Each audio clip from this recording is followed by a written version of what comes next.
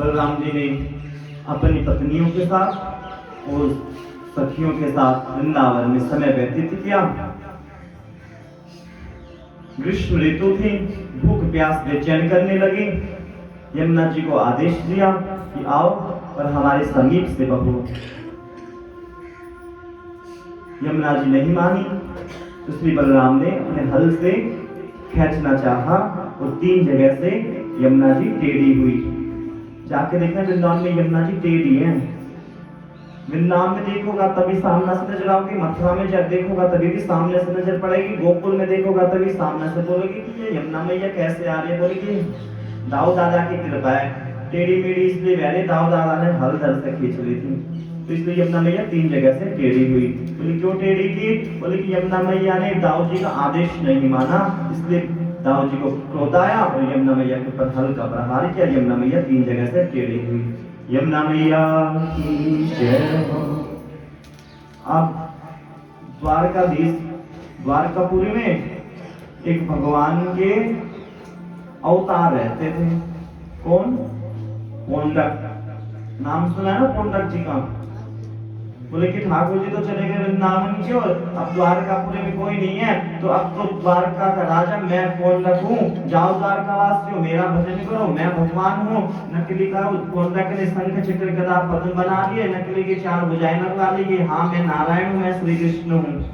अब श्री कृष्ण को पता चला कि हाँ तू भगवान है। बोले कि हाँ भगवान है तो तेरे पास सुदर्शन चक्र भी होगा। बोले कि हाँ है ना। देख पोंडक के पास क्या था? लकड़ी का। अब श्री ठाकुर जी के पास तो साक्षात सुदर्शन चक्र। बोले कि अच्छा तो एक काम करेगा तू कृष्ण हाथ संभाल भी चक्र, तेरे पास तो दम होगा, तो भगवान है ना पोंडक। तो श्री ठाकुर जी ने कहा कि लो संभालो, आदेश दिया चक्र को और पोंडक का गोविंदाय नमो नमः किया। भगवान ने कृपा की। बाल कृष्ण लाल की, श्री द्वारकाधीश भगवान की जय हो। समय व्यतीत हुआ, भगवान पांडवों से मिले। बोले कि चलो जरासंध को परास्त करके आना है।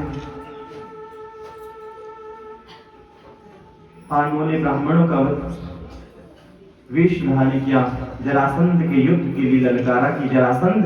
बोले कि कहो विप्रो तुम्हें क्या चाहिए? पांडव विप्र वेश में ब्राह्मण वेश में बोले कि हमें युद्ध चाहिए। बोले ब्राह्मण तो कभी युद्ध नहीं मांगता, तुमने युद्ध मांगा है, तुम ब्राह्मण नहीं हो, पक्का कोई ना कोई गड़बड़ है। बोले कि कौन आया? बोले छली आया है। श्री कृष्ण थे ना। बोले कि तुमसे तो मैं युद्ध ही नहीं करूंगा। बोले तुम तो रण छोड़ो, युद्ध करते समय रण छोड़ के चले जाते हो। तो जरासंध ने पांडवों के साथ युद्ध किया। बोले युद्ध में चुनो, किसको चुनोगे? भीम को चुना गया। उसी ठाकुर जी की प्रेरणा से जरासंध और भीम का युद्ध हुआ। भीम ने कहा कि जरासंध का वध कैसे होगा? तो श्री ठाकुर जी बोले कि जब युद्ध के लिए जाए तो मेरी ओर देख लेना, बस मैं बता दूंगा। युद्ध शुरू हुआ। अब भीम तो अपने मध्य में, मैं देख लूंगा सब, मेरे समान तो कोई शक्तिशाली है ही नहीं, मैंने महाभारत को युद्ध जीत ली तो जरासंध अकेलो। क्योंकि भीम ने संकल्प किया था ना कि मैं एक एक कौरव की हत्या अपने हाथ से करूंगा, तो ऐसा संकल्प तो भीम का तो मद और श्री ठाकुर जी के एक बार भी नहीं आलो। युद्ध चलते गए, 28 दिन व्यतीत हो गया, 27 दिन युद्ध चलते रहे, विराम क्यों नहीं। अब तो भीम बोला कि प्रभु युद्ध ने आराम की ओर लेके जाओ, विश्राम की ओर, युद्ध तो शांति नहीं हो रहा। बोले मैंने पहले क्या कही थी? बोले कि क्या? बोले कि युद्ध करने जाए तो मेरी ओर देख लेना बस एक बार। उतरे युद्ध में, देखा ठाकुर जी को, ठाकुर ने तरण उठाया और तरण के 2 बीच से किए। अब जरासंध इतना ही देख पाया और युद्ध स्वरूप भीम ने देखा, युद्ध स्वरूप बीच से भीम ने जरासंध का चीरा छोड़ दिया। जरासंध पुनः अपने शरीर को प्राप्त हो जाता, फिर चीरता, फिर पुनः शरीर को। फिर से ठाकुर जी से पूछा, ठाकुर जी जरासंध की मृत्यु का कारण तो बताओ। बोले ठाकुर जी अगर तू पूरा देखे तो पतो तो चले तूने, तो अपने मध्य में कि हाँ मैं जरासंध की मृत्यु कर दूंगा। बोले कि आज मैं पूरी देखूंगा। तो युद्ध प्रारंभ हुआ। श्री ठाकुर ने तृण उठाया, दाएं को बाएं फेंका और बाएं को दाएं। अब भीम समझ गए और जरासंध को बीच से चीरा, दाएं को बाएं और बाएं शरीर को दाएं ओर फेंका और जरासंध मृत्यु को प्राप्त हुआ। बाल कृष्ण लाल की तो भगवान ने जरासंध पर कृपा करी। अब भीम से पूछा, बोले कि हाँ देखा मैंने युद्ध जीत लिया। वासुदेव कह रहे थे कि ये ना कि युद्ध में मेरी ओर देखना। अब मैंने देखा तो वासुदेव की और वासुदेव को तिनके से खेल रहे, क्योंकि क्रेडिट तो मुझे जाना चाहिए ना, कि हर कोई चाहो ना कि क्रेडिट मुझे मिले, बस मैंने किया है, मैंने किया है। नहीं, क्रेडिट के लिए तो जीवन जियो जा रहे हैं कि मेरो नाम हो, मेरी पद हो, मेरी प्रतिष्ठा हो। नहीं, सब कहो ठाकुर जी मेरा आपकी कृपा से और करते हो तुम कन्हैया, मेरा नाम हो रहा है। बस आपको नाम हो रहा है, करण नाम तो कर नहीं हुई है। तो ऐसे ही बोले कि वाह भीम वाह, बड़ी कृपा की तूने तो मेरे ऊपर। महाभारत के युद्ध का साक्षी कौन बने थे? वो तो पांडव आपस में कर बैठे कि हाँ मैंने भी, अर्जुन ने मैंने इतने मारे, मैंने इतने मारे, मैंने 100 कौरवों को मारा। बोले कि तुम पूछ तो लो महाभारत के युद्ध किसने जीतो है?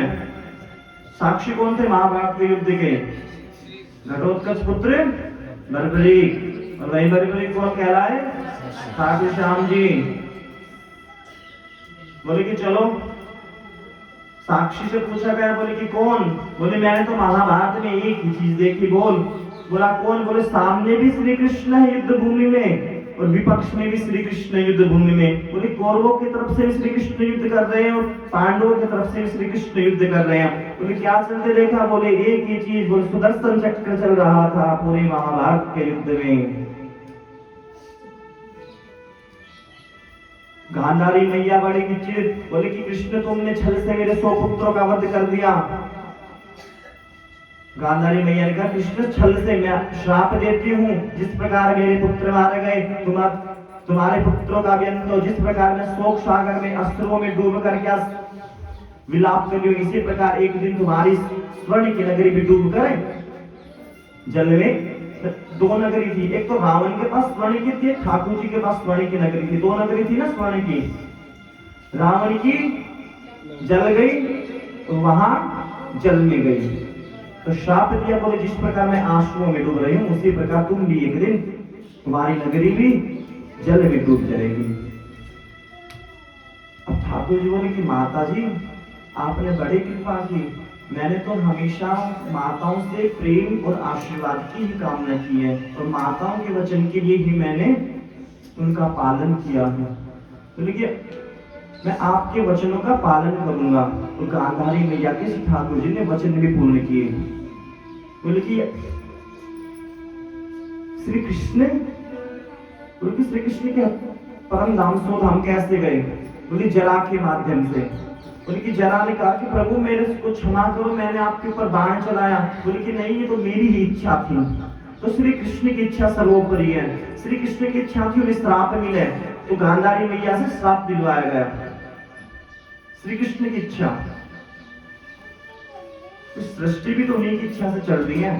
सूर्य निकलना, सूर्य का अस्त होना, रात होना, दिन होना, वृक्ष होना, वृक्षों में फल लगना, जल नित्य प्रति नदियों में जल सराबोर होकर बहना। तो नदियों में जल किसने छोड़ा? क्या हमने व्यवस्था की नदियों में जल की? नहीं ना। क्या पर्वत हमने बनाए? सूरज चंद्रमा तारे? नहीं ना। तो श्री कृष्ण की इच्छा से प्रकृति का जन्म होता है। तो श्री कृष्ण की इच्छा थी कि उनको श्राप मिले, तो गांधारी मैया का श्राप उन्होंने सरमाथी पर लगाया। बाल कृष्ण लाल की जय। कथा कहाँ थी? किसकी कथा सुनाई जा रही थी अभी?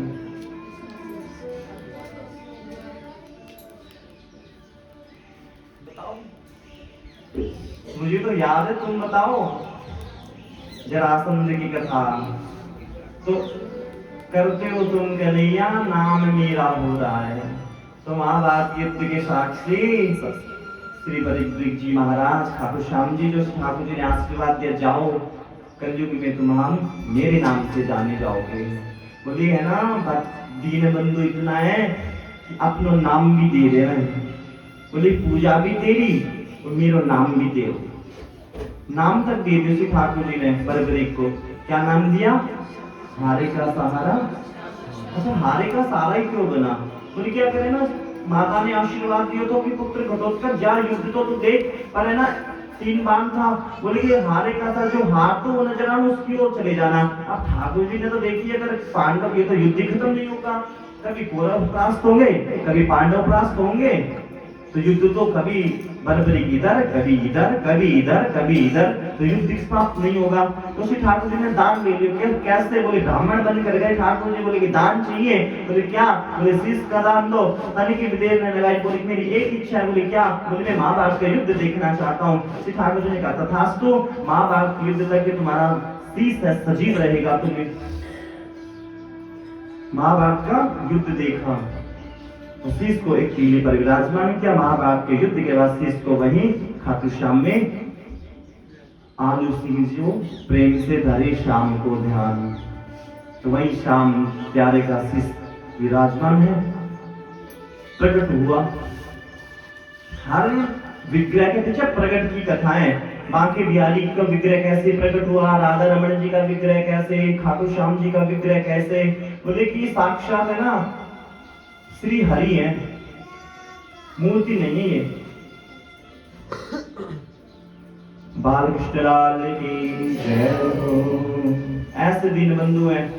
बोले कि शीश दान में भी यो दियो कि जाओ मेरो नाम। जैसे आज मिला है ना कि बिरला जी मंदिर, बिरला मंदिर सुनो है ना, दिल्ली में है, मथुरा में बिरला मंदिर है, जगह जगह बिरला जी का मंदिर है। तो बिरला मंदिर में कोई बिरला एक राजा है, तो उसने काफी मंदिर बनवाए, काफी देवालय बनवाए। मंदिर के अंदर तो श्री ठाकुर जी विराजमान है। और ठाकुर जी ने कृपा की कि जा आशीर्वाद है कि तेरे नाम से मंदिर जानो जावे, तो बिरला जी को मंदिर, बिरला जी को मंदिर। ऐसे ही जो है धर्म की स्थापना कर रहे हैं, तो ठाकुर जी अपना सब कुछ लौटा दे, उसने इतना दीन बंधु है। अब वो मंदिर है ना, अपन सोचा वो फलाना का मंदिर है, ठाकुर जी कोई मंदिर है वो, बस नाम दिए कि जाओ तुमने मेरी स्थापना की तो तुम मेरे नाम से जाना जाओगे, इतना दीन बंधु है। बाकी तो उसमें पूजन तो ठाकुर जी को ही हो रहे हैं। कोई सोचे कि फलाना आदमी की आरती हो रही है, फलाना ने मंदिर बनाया तो उसकी मूर्ति बैठाओ, उसकी पूजा करो, वो तो निमित्त बनो। तो इतना निमित्त बनो कि ठाकुर जी ने कृपा करके अपना नाम दिया कि इस नाम से जानो जाओ। है तो राधा कृष्ण विराजमान, सभी देवालय ऐसे ही कोई ना कोई तो निमित्त बने इनकी सेवा के लिए। बालकृष्ण लाल की जय। तो इस वहम ने त्याग देना चाहिए कि उसको मंदिर है। बोले किसको है? ठाकुर जी को मंदिर है, ये फलाना को मंदिर ना है। समझ रहा हो ना? बहुत अच्छी बात। कितना समझदार होगा तुम 6-7 दिन में लाई। बालकृष्ण लाल की जय। तो इतना दिन बंधु भगवान ने सुदामा जी पे भी कृपा की।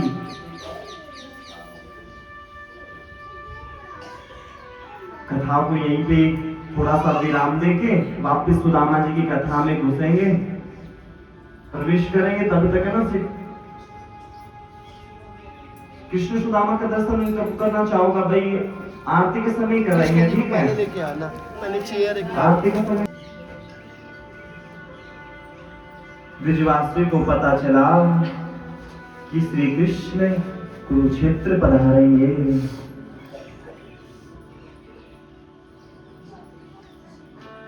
कि कल की कह के गए तो एक दिन परसों आ जाऊंगा मैया, समय बहुत भी 100 वर्ष तक 100 वर्ष व्यतीत तो हो गए।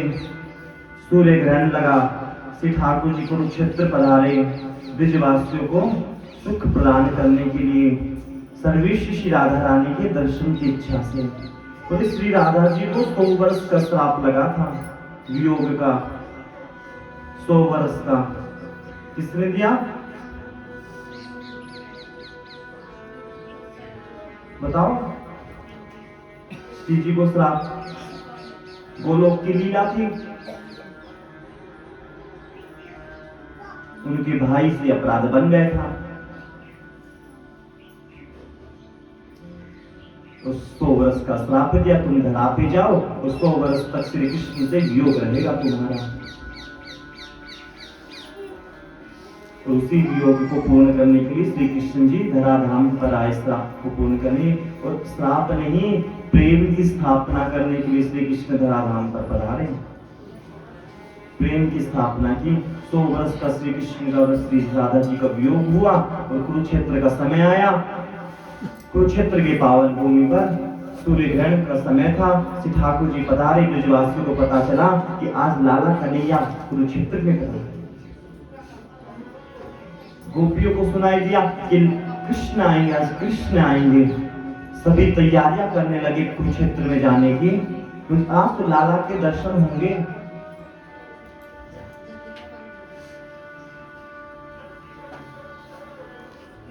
जहां सर्वेश्वर श्री राधा रानी यमुना तट पर विराजमान, एक भंवरा आया। भंवरा बातें करती, बोले कि चला आजा कपटी, तू भी काला, तेरा कृष्ण भी काला, तू भी कपटी, तेरा कृष्ण भी कपटी। वो भी हमें अपने आंसुओं में डुबो करके चला गया। भंवरे से श्री जी बात करती। जमुना जी के पे भ्रमर घाट है, चीर घाट के पास ही भ्रमर घाट है, काली के भ्रमर घाट है, वहीं पे श्री जी नित्यपति श्री ठाकुर जी के चिंतन लीला चिंतन का वहीं पे पान करती। भंवरे से बातें करती, तू कपटी, तेरा कृष्ण भी कपटी, हमें छोड़कर चला गया, हमारे सुख को नहीं माना।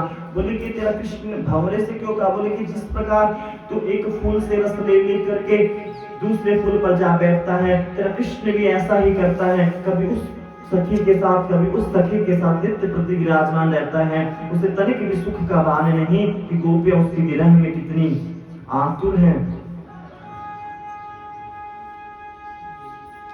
कभी श्री राधा रानी अश्रु से रुदन करते, कभी प्रसन्नता से, बोले कृष्ण तो हमें छोड़कर गया ही नहीं, वो तो नित्य प्रति हमारे साथ है।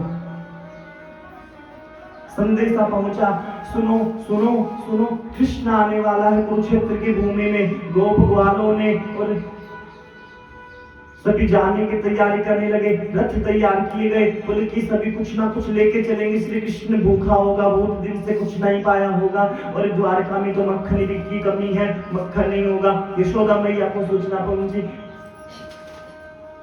बोली मैया, बोली हाँ, कृष्ण से मिलन की इच्छा है? बोले कि हाँ, उस समय व्यतीत हुआ, लाला कन्हैया के दर्शन नहीं हुए। बोले अब तुम आंखें देखना भी बंद कर दियो।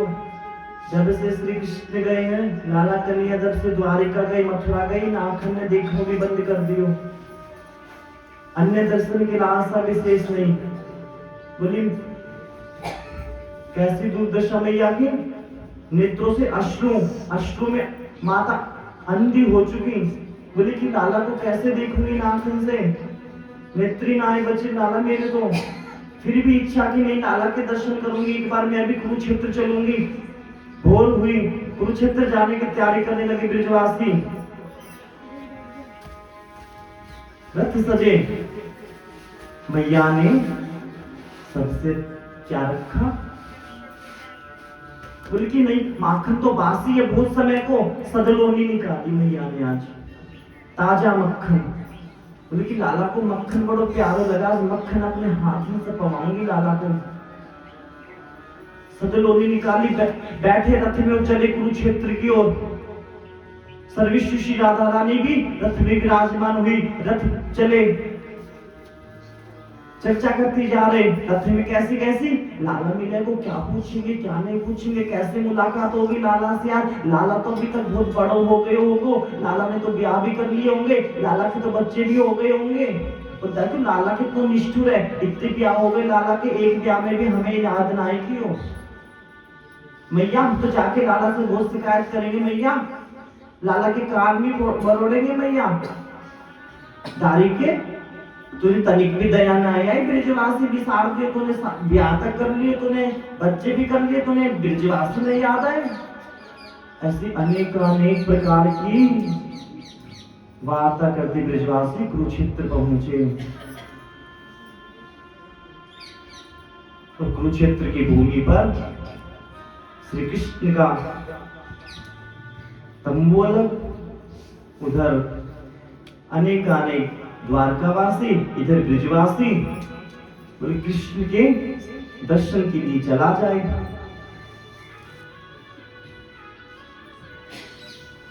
अब श्री कृष्ण के साथ कौन विराजमान थे? उनकी पटरानियां।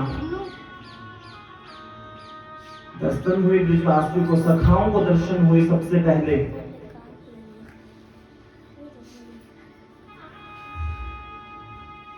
लेकिन लाला तो बहुत बड़ो हो गो, लेकिन लाला तो कितने बड़ो हो जाए, हमारा तो आप भी लाला ही कवावे हो। श्री कृष्ण होगा, द्वारकाधीश होगा तो द्वारकाधीश का राजा होगा उनके लिए, पर हमारे लिए तो हमारे लाला का नहीं है यार।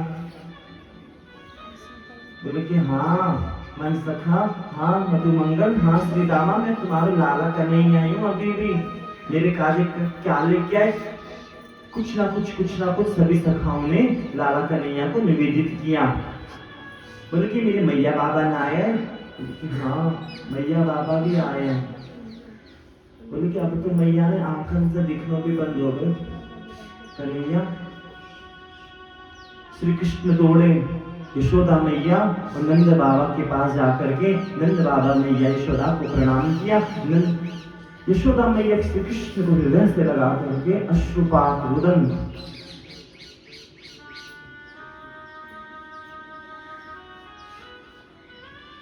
वात्सल्य रस, करुणा का प्रेम रस आंखों से झरझर झरझर।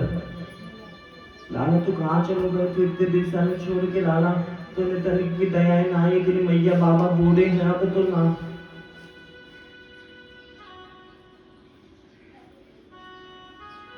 मैया बाबा से मुलाकात, मैया मेरे काजी करा लेके आई।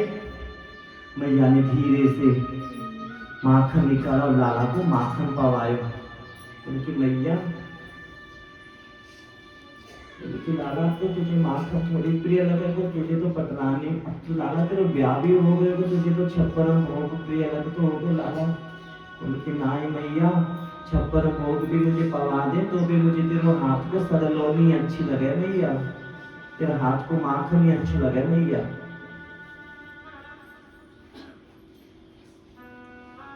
सौ वर्ष के श्री कृष्ण अभी भी वही मैया की नल लाई है। बाल कृष्ण लाल की पूछा कि पटरानियों ने पूछा कि श्री कृष्ण की जिनके वियोग में रहते हैं हमें उनके दर्शन करना चाहिए। अब श्री राधा रानी महल में विराजमान है। शिविर के अंदर पटरानियां पहुंची और श्री जी के दर्शन की इच्छा से। बोले कि श्री जी को दुग्ध पान कराएंगे, कुछ ना कुछ तो लेके जाएंगे। तो मेवा इत्यादि डाल के सुंदर दुग्ध बनाया गर्म करके। पटरानियां चली, बोली आज तो है ना सर्वश्री राधा रानी के दर्शन होंगे जिनके लिए हमारे श्री कृष्ण आतुर रहते हैं। पधारी शिविर की ओर श्री जी की सखियां मिली, सामने से आते हुए चित्र देखा। बोले कि यही श्री जी होंगे? बोले कि नहीं मैं श्री जी नहीं हूँ, मैं तो श्री राधा नहीं, मैं तो उनकी सखी हूँ। इंदु लेखा मिली, बोले कि नहीं मैं भी नहीं हूँ, मैं तो उनकी सखी हूँ, दासी हूँ। इंदु लेखा, विशाखा, चंपकलता, अष्ट सखियां मिली। बोले कि अब तो राधा रानी होंगी। कौन थी? लेकिन नहीं मैं भी राधा रानी नहीं हूँ, मैं तो उनकी सखी हूँ ललिता। बोले जब सखियां इतनी सुंदर हैं तो श्री राधा रानी कितनी सुंदर होंगी। दर्शन किए, सामने दिव्य ज्योति, पटरानियों के नेत्र बंद हो गए। बोले कि सर्वश्री राधा रानी के दर्शन नहीं हुए। नीलकांति मणि, गोल वरण, नीलांबर धारण किए हुए श्री राधा रानी शिविर में विराजमान। पटरानियों ने दर्शन किए, प्रणाम किया, बोली हाँ ये श्री राधा रानी है। दुग्ध को सेवा में पधराया। दुग्ध गर्म था, श्री जी ने पान किया। दर्शन के बाद श्री ठाकुर जी की ओर पधारी पटरानियां और बोले, श्री कृष्ण को देखा, श्री कृष्ण के शरीर पर क्या थे? स्तंभित। पटरानियां स्तंभित। बोले, श्री कृष्ण आपको क्या हुआ?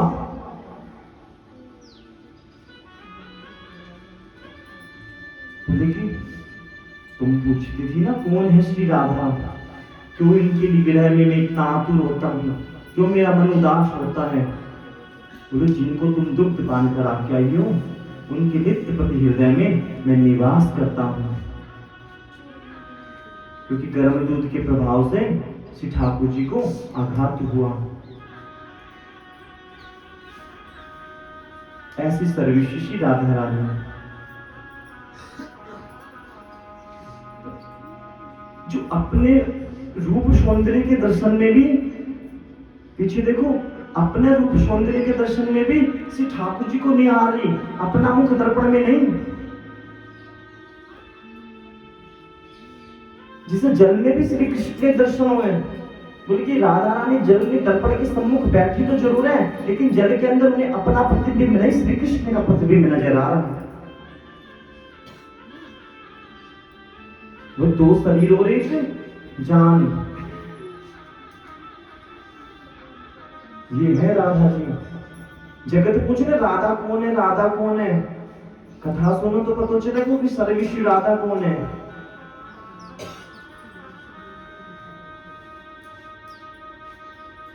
बाल कृष्ण लाल की जय हो। बरसाना की ओर कभी यात्रा करना, कुसुम सरोवर मिलेंगे।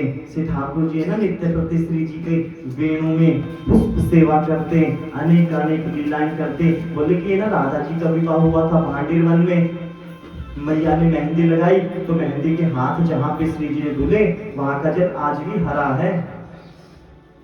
गहवर वन में लीलाएं हुई, वहां पे माता ने राधा रानी की गोद भराई भी की थी।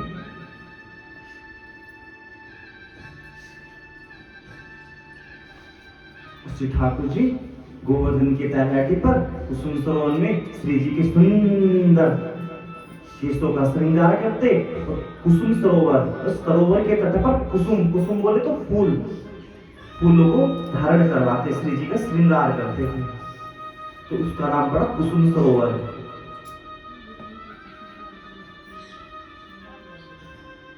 उलझिलटे आँख सुले झारे मोहन, गुनगुना देते हैं कि ठाकुर जी के दर्शन करेंगे द्वारकाधीश के।